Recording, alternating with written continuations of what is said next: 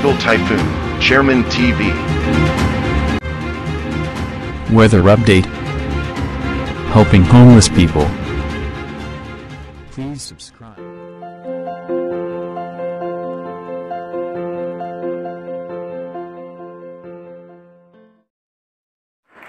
Magandang umaga po. Ito po ang latest update natin ngayong araw, February 11, 2025. Patuloy pa rin umiiral sa ating bansa yung northeast monsoon at yung shear line na nakaka-apekto pa rin po yan sa ating bansa. Expected nga po natin yung northeast monsoon, apektado pa rin ang northern Luzon including Metro Manila.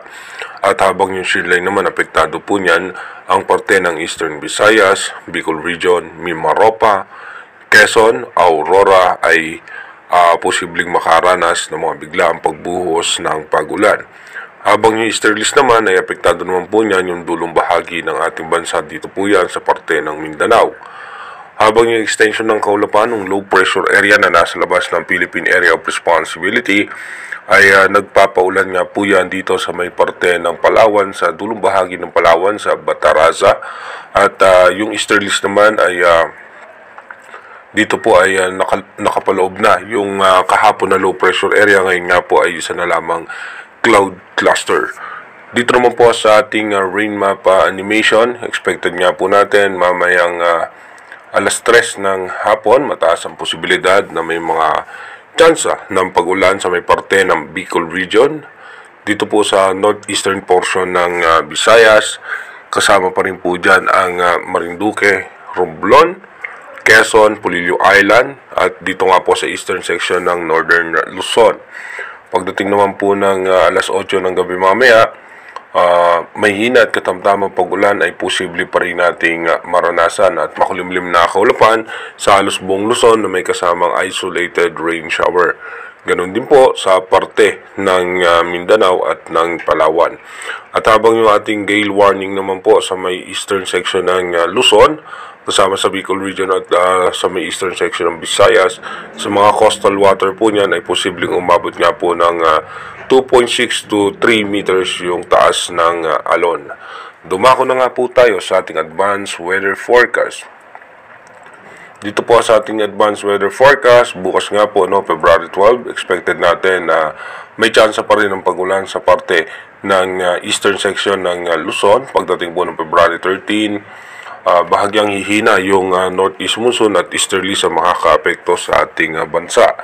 Pagdating po ng February 14, Friday po yan, wala naman tayong nakikitang makakapal na kaulapan na posibleng magdulot ng mga pag-ulan sa ating bansa.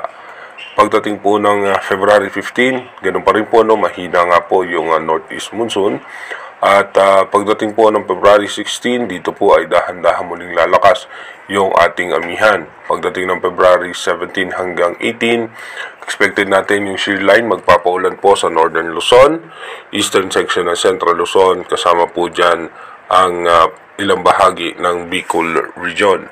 Pagdating po ng February 19 hanggang February 20, saan natin mataas ang chance ng pag-ulan sa Central Luzon including Metro Manila hanggang sa February 20. Kasama rin po dyan ang eastern section ng Bicol Region at ng Visayas.